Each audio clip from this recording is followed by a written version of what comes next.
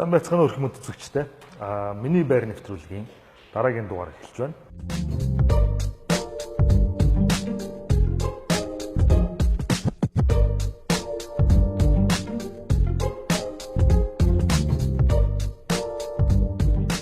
За өмнөх 3 дугаараараа бид та бүхэнд үйл хөдлөх хөрөнгө орон сууцны тухай мэдээлэл хүргэсэн байгаа. За энэ удаа өнөөдөр бид нэр арай өөр үйл хөдлөх хөрөнгөний төрөл сонгож аваад байгаа. Тэр нь бол офис юм. Одоо бид нэр хотын яг зүрхэнд орших Twin Tower гэдэг офисын барилга дотор сууж байна. За өнөөдрийн манай нэвтрүүлгийн бүрэлдэхүүнд нэг шинэ хүн зочноор өргөгдсөн байгаа. За үйл хөдлөх хөрөнгөний холбооны гишүүдээсээ бид нэр дугаар болгондоо зочноор оруулахаар төлөвлөсөн байгаа. За энэ удаагийн дугаарт маань барилга хэмээн компани захирал Батцүх маань хүрэлцэн ирсэн байгаа. За ингээд зөмөрөө нэвтрүүлгээ эхлэе. Дөрөв хэлсэнчлэн бид нар офисын дотор байгаа. Тэгэхээр нэвтрүүлгээ эхний асуулт маань ер нь офисын зах зээл Улаанбаатар хотод ямар хуу төлөв байдалтай байна вэ? Миний ойлгосноор ер нь бол офис бол уул уурхайн компани, уул уурхайн салбарыг дагаж их баригдсан гэж би бол дотроо ойлгодог. Одоо бол уул уурхайн салбар бас тодорхой хэмжээгээр хумигдсан учраас офисын салбараа тэр хэмжээгээр бас хумигдж байгаа болов уу гэсэн бодол байна. За яг энэ дээр одоо үзэгчдэд бас офис сонирхож байгаа хүмүүст зах зээл ямар мэдээлэл өгөх вэ? Юуны өмнө ер нь 20 дугаар зуунаас одоо дэлхийд дахинд энэ хотчлт гэдэг зүйл бол маш ихээр бий болсон. Үүнийг дагаад хотчлтыг дагаад 1950 онд гэхэд дэлхийн хүн амын 29% нь хот суран газар амьдардаг байсан бол 2005 онд 49% болоод 2030 онд бол 60% болтлоо өснө гэдэг юм таамаг байт юм билээ. Тэгээ энийг дагаад манай улсад болохоор одоо энэ 2018 оноос хойш уул уурхайг дагсан хөгжил маань энэ хотчил буюу хотод байгаа энэ олон барилга байгууламжууд үйл хөдлөх хөрөнгөөр харагдаж байна л да. Энэ дотроо офисын барилгууд бол маш ихээр бий болсон. Тэгээд офисын барилгын хувьд бол одоо хэмжээ үлзий бол өөртөө ярих бах. Миний хамгийн сүүлийн авсан мэдээгээр бол нийтдээ 139 офисын барилга яг одоо зарагдах болон түрээслэгдэхээр бэлэн байгаа юм байна. Тэр тэнхлэг зуучин гаргасан 300 гаруй офисын барилгын 50% нь одоо ингээд хоосон байна гэж байгаа. Тэгэхээр энэ дээр бол маш их өрсөлдөөн бий болж байна. Энэ өрсөлдөөнүүд дагаад офисын чанар болон үйлчилгээнүүд бол илүү манай улсад сайжирч байгаа болов уу гэж харж байгаа. Манай улсад бас зах зээлийн эдийн засаг шилжээд одоо нэг 25 жил болж байна шүү дээ. Тэгэхээр энэ хугацааны ингээд түүхийг аваад үзвэл 2000 одоо оны ихэнх үеийн хүртэл яг хуучин нөгөө социализмын үед одоо барьж байгуулагдсан тэр барилга байгууламжууд тэр офисуудыг ажлын байруудыг ашиглаж ирсэн. 2000 оноос хойш аж ахуй нэгжүүдийн тоо нэлээд одоо эрчимтэйгээр өссөн байна. Энэ нь бас тухайн эдийн засгийн нөхцөл байдлаас сайжирсантайгаар холбоотойгоор эдийн засгийн нөхцөл байдал сайжраад ирэхээр олноор одоо жижиг дунд аж ахуй нэгжүүд байгууллагууд одоо бий болоод тэгээ шинээр бас энэ офисын зах зээл дээр одоо компаниуд бас офис барьж эхэлсэн. Яг ингээд энэ ажлын байр бол шууд одоо макро эдийн засгийн байдлаас ер нь бол шууд хамааралтай гэж хэлж болно. Ялангуяа эдийн засгийн мөчлөг 2007-8 онд манад эдийн засгийн хүндрэл гарсан. Үүний дараа бол одоо огцом өсрөнгөө нөгөө одоо өсөлт гарсан шүү дээ. Жилийн одоо дотоодын нийт бүтээгдэхүүний хэмжээ бол одоо 17%-аар одоо өсөж дэлхийн хамгийн өндөр өсөлттэй орны 5-нд орж явсан. Яг тэр үед бас манай бизнес эрхлэгчид хүмүүс маань хөрөнгө оруулагчид маань яг энэ офисын зах зээл рүү их одоо орж эхэлсэн. Тэр үед томоохон офисуудад бол офис олно гэдэг бол маш хүнд байсан. Бүр арын хаалгадаж одоо офис олдог байлаа шүү дээ. Гэтэл өнөөдрийн хувьд бол одоо эдийн засаг ингээд муудаад ирэхээр эргээд нөгөө офисын зах зээл маань ингээд бизнес эрхлэгчдийн минь тоо буураад ирэхээр офисын зах зээл дээр одоо офист орох одоо энэ ажлын байранд орох хүмүүс маш их багассан байна. Маш олон худалдаа үйлчилгээний төвүүд баригдаж байна. Энэ дээр одоо жижиг дунд үйлдвэрүүд, жижиг дунд бизнесийн хэмээн худалдаа эрхлэгчд бол бараг тэр лангуун дээр офисоо хийгээд ингээд явдаг. Ийм байдлаар орчоод бас нэг байдал бол арай өөр байдлаар харагдаад байх шиг байна л да. Гэхдээ нөгөө офисын зах зээл маань хөнөгдөж ийн гэдэг нь худалдаа авагч талдаа буюу офис түрээслэгч худалдаа авагч талд бол давуу талуудыг бий болгож байгаа байх гэж харж байна л да. Түрүүн хот гэрлээ эрдээр өрсөлдөөн бий болж байна гэж байна.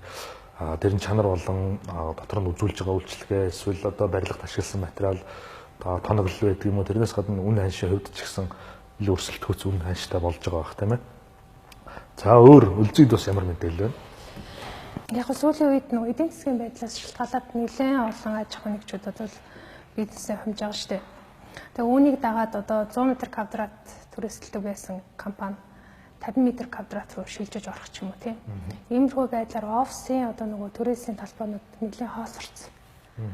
За үүнийгээ дагаад нөгөө түрээсийн үнэ маань бас нэлээд буугаа явчихсан байгаа. Тэгэхээр нөгөө худалдаа авагчийн хувьд сонголтууд яг л одоо бидний Орос улсын зах зээл дээр ажиллагддаг шиг сонголтууд ихээр бий болж байгаа байх л та. Түрүүн Батцхийн хэлсэн яриан дээр тэр 2000 оноос өмнө бол дандаа социализм үед баригдсан барилгуудын контор гэж ярьдаг байлаа шүү дээ. Конторыг засч тогтчуулаад офслдог байсан байх. 2000-ад он гарснаас нөгөө бизнес үйл ажиллагаа нэмэгдээд нөгөө илүү нэр хүндтэй байдлыг илэрхийлэх бас нэг одоо үзүүлэлт болсон баг л та. Офисын байршил болон офисын чанар. Тэгэхээр энэ тал дээр бас үйл хөдөлгөөнгийн болон барилгын салбарт ажилладаг хүмүүс цуглдсан байгаагийн хувьд асуухад офисын одоо дүр төрх, байршил, царай зүс, чанар бизнесийн хувьд ер нь хэрэг одоо үр нөлөөтэй зүйл байдаг юм бэ? Түрүүн гэрэл тод хэлсэн уул уурхайг дагаад ялцшгүй манай Улаанбаатар хотод ялангуяа офисын барилга, офисын одоо үйлчлэгээ ямар байх вэ гэдэг бол бас тодорхой нэг төвшөнд гарч ирсэн гэж одоо бид үздэг.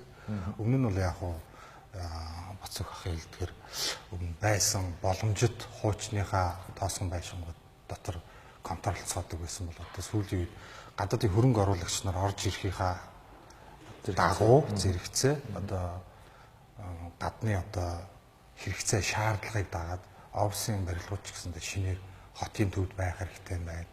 За одоо сүүлийн үеийн дэвшилтэд зүйлсийг оруулж ирэх хэрэгтэй байна те өндөр байх хэрэгтэй байна гэдэг юм. Дотроо сервистэй үйлчлэгээтэй байх хэрэгтэй байна гэд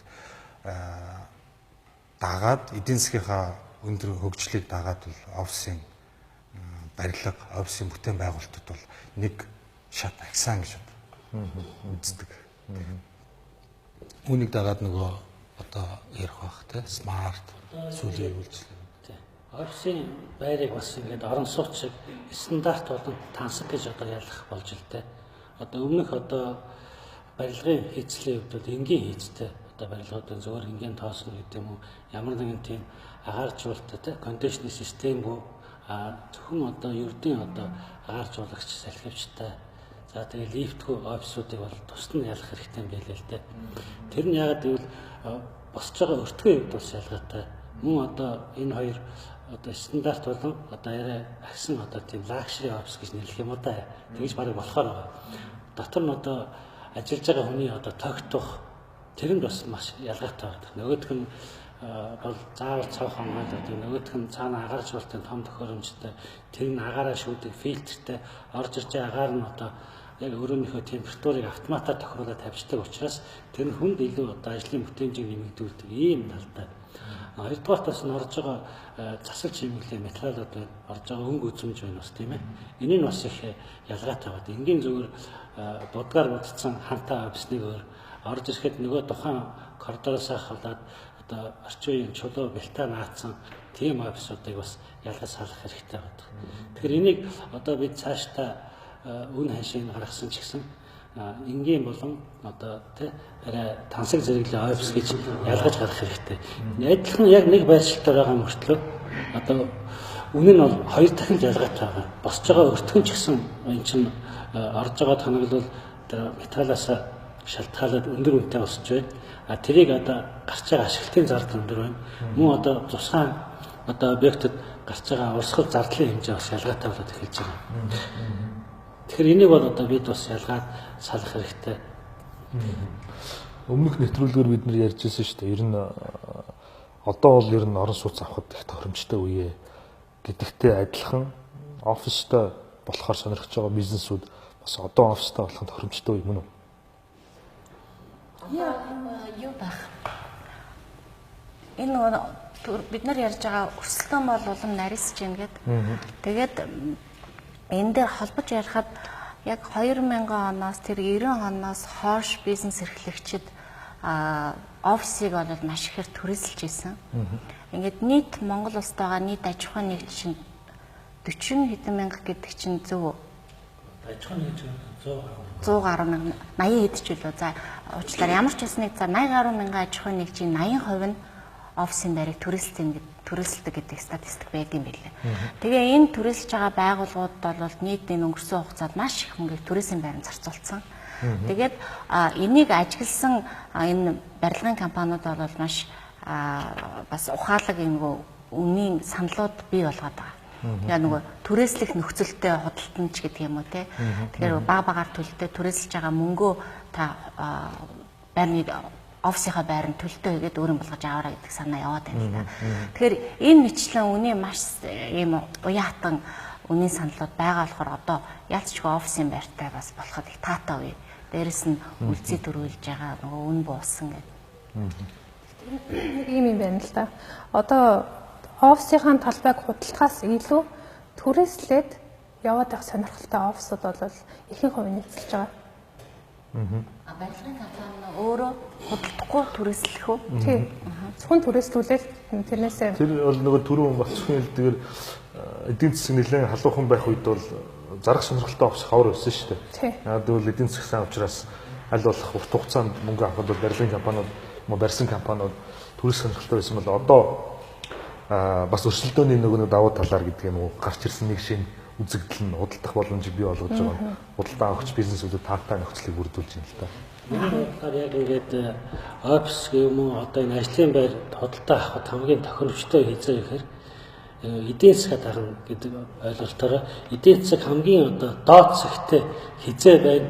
Тэр үеийг одоо мэдэрч тухайн ажлын байрыг худалдаж авал хамгийн бага одоо үнээр худалдаа авах боломжтой. Тэгэхээр эдийн засаг буцаад өсгөд энэ одоо үйл хөдлөх хөрөнгийн үн бол эргээд өсдөг ийм замтай. Дэлхийн одоо бусад орнууд ч гэсэн эдийн засгийн хөндрөл хямралтай үед бол үйл хөдлөх хөрөнгө нь хамгийн доод зэгтээ хүрдэг. Эдийн засаг өсгөд дагаах нэг офисуудын нь бараг даабалтаад өсдөг ийм одоо жишээ бол хөгжим орнууд бас өмнөх одоо жилүүд бас гарч ирсэн тийм. Тэгэхээр зэрэг яг орон сууцтай мөн адилхан офис үйлчлэгээний талбайг ч гэсэн одоо худалдаж авах тохиромжтой үе нэрж байна гэж. Хизээ энэ эдийн засаг шалгандаа хөрсөн бай гэдэг бас мэдрэх хэрэгтэй гэж. Тэр ч бас бидэрхэд нэлээд ур чадвар шаардлагатай байна. офисын түрээсийн болон худалдах хүн бол хамгийн өндөр байгаа дүүрэг нь болохоор хаан уул дүүрэг болоод байгаа. Хоёрт нь болохоор Сүхбаатар дүүрэг болчихж байгаа. Угаасаа Сүхбаатар дүүргийн одоо яг л нөгөө төвлөрсөн төв хэсэгч Сүхбаатар дүүргийн нэгдүгээр хороо болоо авчиж байгаа. Энэ хэсэгт бол бас Яг хаан уул дүүрэг ингээд хамгийн өндөр болж байна. Миний ойлгож байгаа бол хотын төвд гэдэг утгаараа Чингэлтэй болон Сүхбаатар дүүргийн офисууд.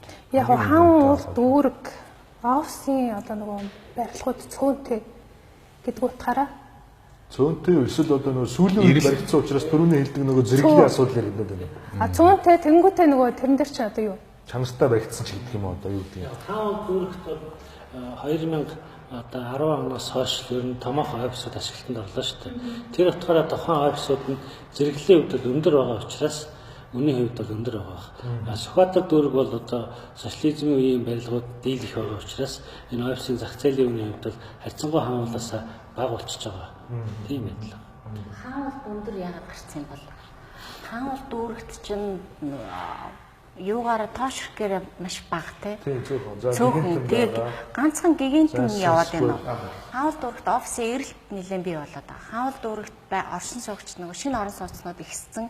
Хаан уул дүүрэгт бас нөгөө үйлдвэрийн район гэдэг одоо 3 дугаар хараа.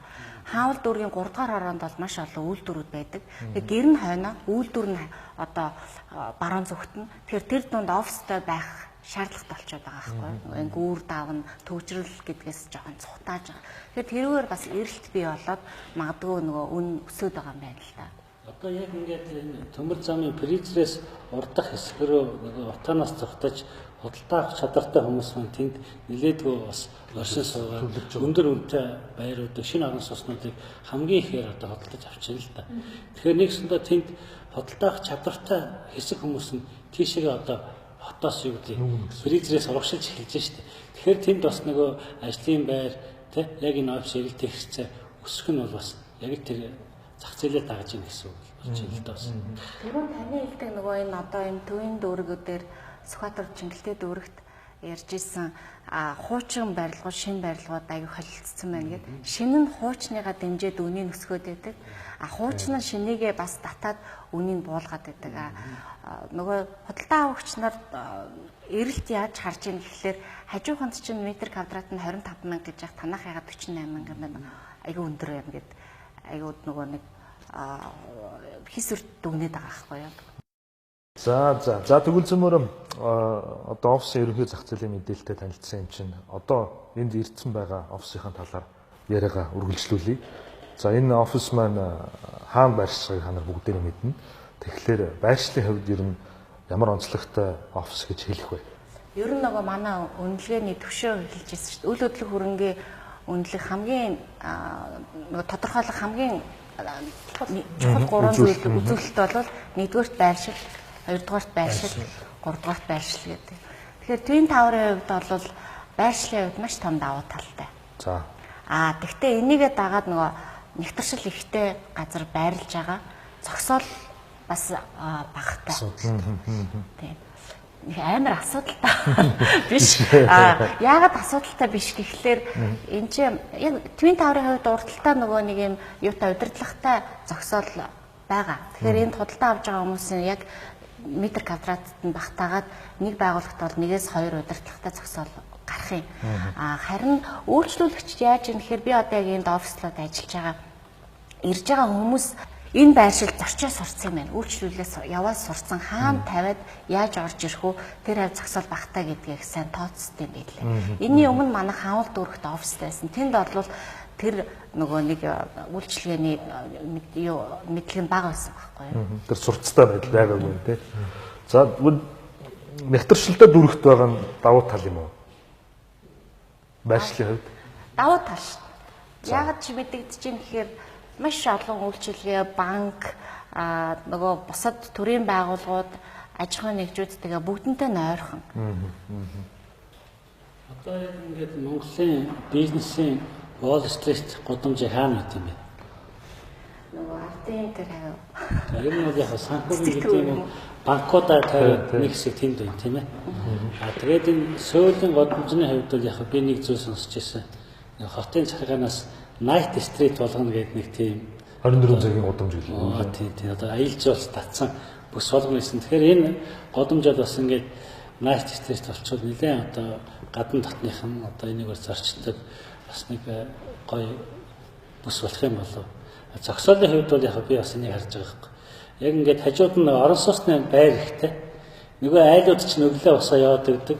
Офисийн зөрөөд нөгөө орон сууцныхаа одоо тэр орчин согчдын зогсоол дээр машинаа тавьчихдаг бас нэг тийм одоо харилцсан одоо даваа талыг бий болгоод байгаа юм болов уу гэж харж ирэл та.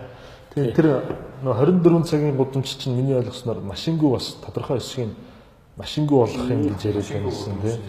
Тэгэхээр нөгөө бизнес судалгаагаа дэмжиж эхэлнэ л дээ. Гадаадын альж том офисууд нэх урдаа том зогсоолгүй байдаг юм билээ. Ер нь ажиллаад байхад одоо манайхан шиг ингээд яраатал ингээд яг төв годомжинда тийм зогсоолтой офис үйлчлэгээр нь баг байхгүй шүү дээ. Яг ингээд гадны одоо томоохон улсуудын нийслэлт бол бүр машин тавина гэдэг бол одоо бүр тархины одоо өвчин тэр зогсоол цагийн 1 евро маврагаас эхэлж байгаа юм тийм ээ. Тэгэхээр энэ бол одоо орчин үед бол нэг тийм зогсоолыг асуудал болохгүйгээр харин зогсоолыг тэр төлбөртэй байдлаар шийдээд өгөх юм бол энэ бол одоо нэг асуудал биш болсон юм шиг байна. Одоо гэрлийн хэлдгээр энэ хавь угаасаа л одоо тийм учраас одоо өгүүлэл тавиад байхаас илүүтэйгээр хүмүүс нь машина тавьдаг газраа олдог нь олоод эсвэл автобусаар зорчдог нь зорчоод тэгэл явцдаг л баг л та. За өөр энэ барилгат юу ямар давуу тал байна? Яагаад энэ Twin Tower-т офслох ёстой юм бэ? Энэ чинь Twin Tower гэж хэлээд байгаа хоёр офс нь хоёуланд нь зарах офс байгаа мó? Энэ Twin Tower офс чинь 2014 оны 11 сард ашиглалтанд орсон. Тэгээ ашиглалтанд ороод бол Twin Tower 1 нь зарагдаад дууссан. Одоо бид нарын сууж байгаа офс бол Twin Tower 2. Twin Tower 2-т бол нэг уул уурхайн томоохон байгууллага орно гэд ер нь бол 2 жил хадгалсан тийм очиртай. Тэгээд тэр нь өөрөө одоо болоод буцаагаад борлуулалтыг зарлж байгаа. Юу сонирхоод асуухад Twin Tower нэг дээр ямар төрлийн бизнесүүд орсон байдаг юм бэ? Доогоороо бол үйлчилгээнүүд байгаа. Солонгос хоолны газар, кофе шоп гэдээ байгаа. Дээшээгээ болохоор бас ууд уурхайн жижиг байгууллагууд нэлээд их байдаг юм байна. Импортын бараа бүтээгдэхүүн оруулж ирдэг байгууллагууд байдаг. За эмнэлгүүдийн офисууд, Япон, Солонгос эмнэлгүүдийн офисны нас энэчээ байрладаг. Гэх мэтчлэн ер нь бол байгууллага төлхөө байдаг юм бэл. Хуулийн компаниуд бас байна гэсэн тийм. Хуулийн компаниуд, IT-ийн компаниуд байдаг.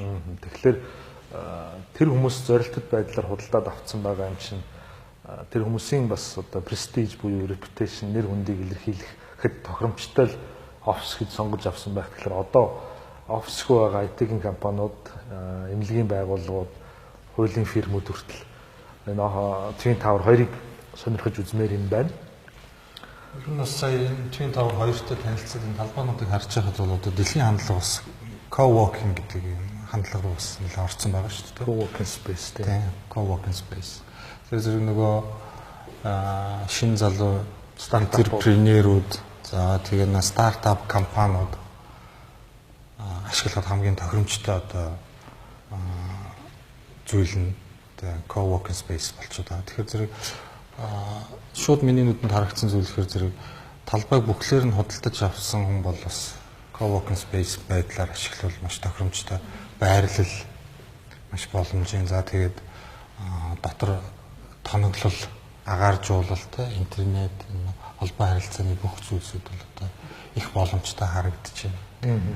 Co-working space-ийг зарим хүмүүс бас шууд нэршлийн сонсоод ойлгохгүй байна. Энд чинь нөгөө саяхан үүссэн юм байлаа. 2005 Андораг бол 2005 онд гэсэн баха. 2005 онд Америкт анх IT-ийн технологийн компани өөрийнхөө офисыг одоо стартапууд давхар түрээсэлсэн. Тэгээд тэр стартапууд давхар түрээслэхэд яагаад давуу тал болж байгаа нөхөр нөгөө анх үүсгэн байгуулж байгаа компанийн хувьд офисыг дохижуулах, тэгээд интернет бусад түрээслэх, одоо энэ цахилгаан дулааны нарийн бичиг авсуулах төлөх гээд маш олон дайвар зардлууд болон үйлчилгээнүүдийг анхаардаг шүү дээ. Тэрний хувьд ямар ч асуудалгүй болж байгаа co-working space давуу талтай. Сүүлийн жилүүдэд болохоор Азийн орнуудад бас нэлээд хөгжиж байгаа юм байна. Одоо Бээжинд, Хонконгт бол бүр барилгаар нь тэр чигээр co-working office болгоцсон. Бүтэн тохижуулаад бүх одоо үйлчилгээнүүд хийгээд дээрэс нь co-working space чи юу юм бэ? Зөвхөн ингээд тогтоо офисыг түрээслүүлэхээс гадна тэнд нөгөө нэг бизнесийн онцлогуудаар нь ангилаад тэгэнгүүтээ одоо жишээлбэл IT-ийн компани байлаа гэхэд тэднэрт нь сургалтыг хийж идэг тийм. Дээрээс нь жилийн төлөвлөгөөг нь гаргуулж идэг. Тэр нь өөрөө бас нөгөө түрээслэгч талдаа дараагийнхаа түрээсийн төлбөртөө аюулгүй болчихж байгаа. Нөгөө орж байгаа түрээслэгчид ч гэсэн бизнесийн давхарс аягүй сайн дэмжиж байгаа юм байлээ. Тэрүүгээр аягүй том давуу тал санагдсан. Монголд бол энэ нэлээ одоо ICC Tower-т байгаа. ICC Tower-т нэг байгаа. Club co-working гэдэг лөө ICC Tower чинь. ICC энэ харж байгаа эрэлт бол байгаа гэж хараад байна. Яг бол Монголын энэ цаг агаарын онцлогтойгоос хамаарат удирдлагын чанартай бизнес эрхэлдэг хүмүүс маш их байдаг. Тэгээд тухайн янз бүрийн нөгөө тендерт орох одоо томоохон одоо гадаадын зочид төлөөлөгчтэй тий уулзалт хийх зэрэгтэй яг энэ co-working office авчираад уулзалт хийх нь илүү одоо нэр хүндтэй гэдэг юм тий. Офисгүй байснаас одоо дээр шүү. Тий. Одоо ялангуяа одоо тендер менежмент ордог компаниудын хувьд ингээд тамга кармаас нь захирлууд их байдаг л да. Жишээ нь тамгатай. Тэгээд өөрийн нэг тийм олон ажилчид байхгүй. Яг ингээд томоохон одоо төсөл хэрэгжүүлэх томоохон тендерт орж тэр тендерийн ажлыг үүсгэхэд яг нэг тийм төр хугацааны офисуудын эрэлт бол байх тийм одоо боломж байгаа харагдал байна. Co-working space чинь бараг өдрөөр ч гэсэн түрээслэх боломжтой тийм ээ. Цагаар ч түрээслэх боломжтой. Одоо яг бас нэг ажиллаж байгаа зүйл нь томоохон компаниуд өөрсдийнхөө бизнест хэрэгцээтэй компаниудыг нэг дор төлрүүлэх хандлага бас байна. Одоо стратегиэр явдаг, эсвэл маркетингаар явдаг ч гэдэг юм уу, эсвэл менежментээр явдаг гэдэг ч юм уу, ийм төрлийн зөвлөх үйлчлэгээ үзүүлдэг юм уу, ийм төрлийн үйлчлэгээ үзүүлдэг жижиг компаниудыг өөрийнхөө одоо офист тодорхой хэсгийг өгөнгүүтээ хариуд нь одоо зөвлөх үйлчлэгийг нь тодорхой хэмжээгээр авдаг гэдэг тийм зүйл ажиглагдаж байна.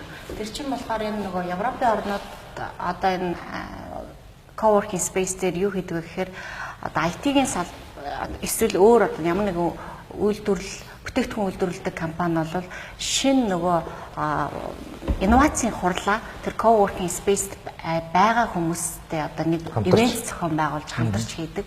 Тэрнээс маш олон шинэ санаануудыг авдаг. Тэр ивентийн тухай оройных нь хоол болон бусад одоо зүйлүүдийн ивент этгээд хийдэг. Тэгэхээр энэ өөрөө бизнестэй бас шинэ санааг маш хямдханаар олж авдаг байна гэсэн. Айгүй олон талын давуу талтай юм билээ. Тэгээ манай монголчин нийт аж ахуйн нэгжийн баг бас дийлэнх олон хувь 4-8 ажилчдтай, цөөхөн ажилчтай тийм. Тэгээ ганц хоёулаа бизнесүүд бас маш ихээр хийдэг болохоор coworking space бол ер нь явандаа нэлээ хөгжих байх гэж харагдаад байна. Энд чинь давхраараа хэдэн метр квадрат юм? Энд бичснээр бол 400 30 байсан уу? Тийм нийтдээ штэ 6800 м2. 436.2 гинэ. Тэгэхээр эн чинь яаж хуваагдж байгаа? За мэдээж бүхлээр нь давхраар нь бол авч болох байх. Давхраараа байгаа. Тэгээд эсвэл яаж өөр зарим давхруудтай 2 6 4 7 8 давхруудыг хуваалт хийсэн байгаа. Тэр шиг хуваалтууд хийсэн байгаа. 33 м2-аас 436 хүртэл 100 м2, 200 м2, 80 м2 гэдэг сонголтууд байгаа. Ер нь хамгийн жижиг нь хэд байж болох вэ? 33 м2. 33. За энэ нөгөө том цонхтой болох нь надад бол телевизүүд энд оруул их л гоё юм байна. Мэдээнийхээ өрөөний арталт Улаанбаатар хотыг шууд харуулад хийчихэл бол тийм хандлагатай болсон байна. Тийм. Ер нь бол тийм болчиход байгаа. Нөгөө талдаа болохоор яг энэ том цонхнууд ч бас маш их дулаан алдж байгаа. Хүүтэн байдаг юм манад байгаа. Энэ шилэн тасаалтай байх. Орсноор бол яг наадхан энийг бол тэгж ойлгодог шүү дээ. Энийг ингээ харахад архитектурын шийдэл бас их зөв харагдаж байгаа байхгүй юу?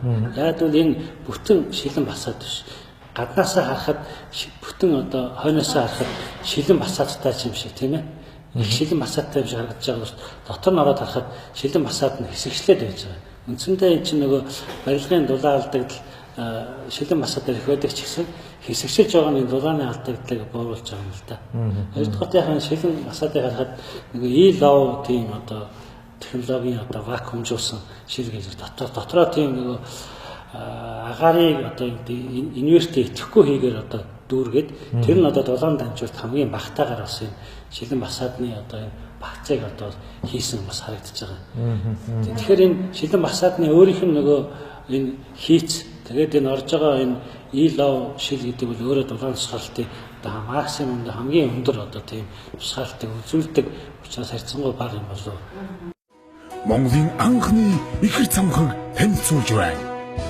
Хотын төв Орос эчингийн чанхурд байрлалтай таны бизнесийн төвцөг. Үйлчилгээ офис хосолсон дуу чимээ тусгаарсан. Офис бүрд агааржуулалтын сүүлийн технологиг нэвтрүүлсэн. Евро стандартын сайн чанарын материалуудаар хийгдсэн метр квадрат талбайнуудаа захиалга авч байна. Бид танд банкны баг хүүтэй хурдан шуурхай зээлийн нөхцөлийг санал болгож уян хатан нөхцлөд худалдан авах боломжийг өргөдүүллээ. Twin Tower.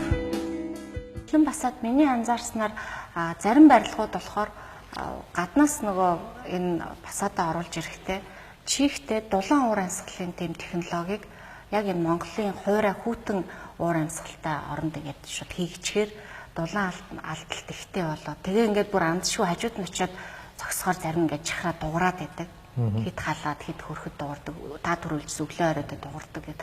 Эдний хувьд бол шилэн басаад нь яг энэ нөгөө нэг хуурай хүүтэн орны технологид зориулсан шилэн басаад хийсэн юм байлээ. Тэр одоо дулаахан байгаа зү бид нэр энэ шилдэг хэсэгт нь сууж байгаа шүү дээ. Маш дулаахан байгаа. Дээрээс нь шилэн басаадны бас нэг сул тал нь яадаг гэхээр нартай үед компьютер дээр гэлбад юм хийдгүү дээрээс нь халууцаад идэг. Эднийх болохоор нөгөө нарны эрчийг бууралдаг пленктой шил байхгүй юу. Тэгэхээр бас давуу талтай. Одоо манай офис бол хөшиггүй хөшиггүй л байж байгаа. Ер нь шилэн фасадтай байрлалгад өвөлдөө бол халуунаар үлээлгэх хэрэгтэй, зундаа бол air condition хэрэгтэй гэж ярьдаг юм байна лээ. Тэр одоо нөхцөл боломж нь хэрэг бүрдсэн бэ? Тэр нөхцөл боломж харин аюул сан бүрдсэн шүү дээ. Одоо 25 м тутамд ийм агааржуулалтын системүүд байгаа. Энэ нь болохоор халуунаар хүүтнэр үлээн. Тэгээд энэ өөрөө гадна талдаа давхар бүрдээ нэг хийцэн байна. Тэгэхээр энэ агааржуулалтын системд маш их хөрөнгө оруулалт бас оруулсан байна. Тэгэхээр ер нь бол бид нар бүгдээрээ мэдж байгаа манайх шиг юм эрсдэс суур амьсгалтай. Яг зуны нөгөө 7 сарын 10-аас 8 сарын 20-нд бол нар шараад ажлын бүтээмж буурдаг шүү дээ. Ирээдүйн үн цэнийг бас харж хөрөнгө оруулалтаа хийцгэх хэрэгтэй гэдэг тийм. Тэр зэрэг бол энэ байршилд иймэрхүү чанарын сүүлийн технологи ашигласан иймэрхүү офис бол үн цэнээ бол тэгж амархан алдахгүй болов уу гэж надад харагдаж байна. Дээрээс нүүр хөдлөх хөрөнгийн үн цэнийг нөгөө хамгийн их өсгдөг унгаадаг чинь дундын эзэмшил байдаг тийм. Тэгээд дундын эзэмшлийг хариуцж байгаа тэр ашиглалт үйлчилгээний байгууллага нь бол нэлээд их одоо туршлагатай. Тэгээд олон үйлчилгээнүүдийг бий болгоод жишээлбэл хүүхдийн өдөр өнжүүлэх тэгээд олон хүмүүс ирж сургалт эднэр авдаг офис оруулахгүй байгаад байгаа байхгүй. Тэгэхээр доороо офисын байгууллагуудад зориулсан, ажилчид зориулсан үйлчилгээнүүдийг бид нэр оруулж байгаа. Банк байна, кофе шоп байна, гоо сайхны салон байна, амрах спа байна тий. Тэгээд уул уурхайн байгууллагууд одоо орцсон байгаа юм чинь. Ер нь 30-40% нь бол дөрвөлттэй байгаа.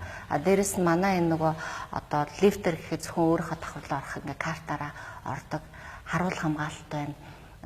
Тэгээд энэ ашиглалт үйлчилгээний байгууллага нь байнга санд суулгын хуудас аваад үйлчилгээн дээр юу доголдоод байгааг сайжруулад явах жишээний энэ талаас нь бас ирээдүйн зэн дээр нь анхаарч байгаа.